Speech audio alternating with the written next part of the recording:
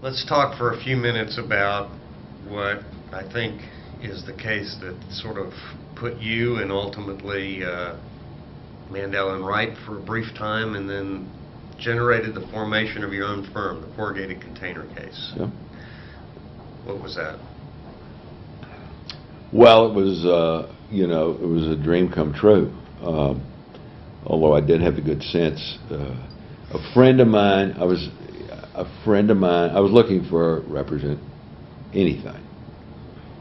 And a friend of mine in Houston, Vic Samuels, who you know, Vic was working for a Houston Corrugated Company. And Vic had been subpoenaed to testify before a grand jury sitting in Houston about price fixing. And Vic came into my office and said, would you represent me in this? And I said, you know, Vic, if there's a grand jury on price fixing in Houston, as much as I'd like to take $5,000 to represent you or $10,000 to represent you, it would conflict me out of doing some big case if there were a big case here. I said, I will find you someone to represent you. I found him, Jefferson, I forget his name. It was Andrew Jefferson, a lawyer here, African-American lawyer, very prominent one, to represent him. And the quid pro quo was that Vic was to come talk to Gary and I after his grand jury testimony and tell us enough so we had, we were all concerned those days about filing something, Rule 11 sanctions, file something you don't have a basis for. So you had to have some basis before you filed a class action accusing people of price fixing. And we took Vic, he came and had lunch with Gary and I, and we took him to some restaurant, and we asked him who was, and we found it right away. It was because these companies were on the phone, calling each other and exchanging pricing information, verified prices, what they called it. They would go to a customer, and the customer would say, well, Weyerhaeuser has given me X price, and so they would call the Weyerhaeuser plant manager and say, is it true? Can you verify that you offered a price so-and-so? And that seemed to be close to, wasn't an explicit price fixing agreement, but it had the effect of removing price competition. And so, and there was good law, and the corrugated industry had been in trouble before, and we got from Vic Samuels the names. We took a directory of the Fiber Box Association, and we went down every name and asked Vic, just tell us, were they on the phone or not? He said, yes, no, I don't know. And Gary wrote up a memo, which is in the file. We never had to use a memo, because it turned out to be, there was definitely, we didn't know there was fire where there was smoke, but there definitely was in this case.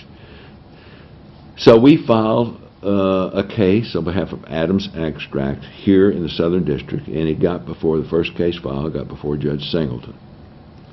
And there was the usual MDL, competition. There was, at the time, the lawyers that were doing this kind of work were pretty much headquartered in Chicago and Philadelphia. That was the two camps. They didn't actually like each other. They were totally competitive with each other. The Chicago plaintiffs' antitrust lawyers and the Philadelphia ones. And the MDL panel transferred that case because the grand jury was here to Judge Singleton, who, by the way, called me yesterday. He is 95 years old. He told me he had fallen and hurt himself, so he would not make it to our holiday party. Really, I'm sorry. He wanted to come to the holiday party, but he wanted to know. He said, I really want to take you to lunch or dinner. Are you around next week? And I said, Judge, when you feel like going, I'll make myself available. So the guy he's totally amazing. He plays golf, he drives, he's John Singleton.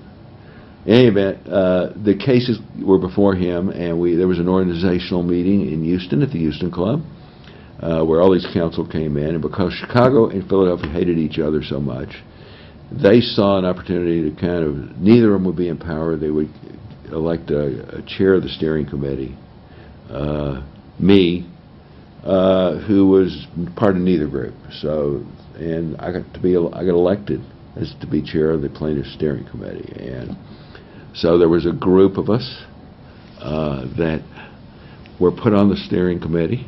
I think we had 11, and we made settlements, and we did great, and we eventually, in the 1979, tried the case, and there was 79 or 80, I don't remember what year it was. I know it was, the verdict was returned on September 13th. Someone was putting together a story recently, and there was an old clipping from the newspaper. And we got a big verdict against the defendants the remaining defendant who we were going against was Meade.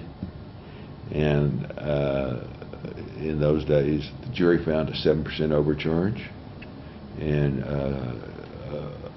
Judge Singleton appointed a special master to assess damages. And we figured the damages were about, I think we ultimately settled the case for about $300 million or something. It produced a big fee, which kind of gave it a big injection to. I remember the fee for Susman and McGowan at the time, because part of my amicable splitting with Mandel and Wright was we split the fee in advance. Everyone knew what share they were going to get, and we got $7 million, which was a huge fee in those days. It's a huge fee today. So that was the story of the Corrugated case, and it was a wonderful time.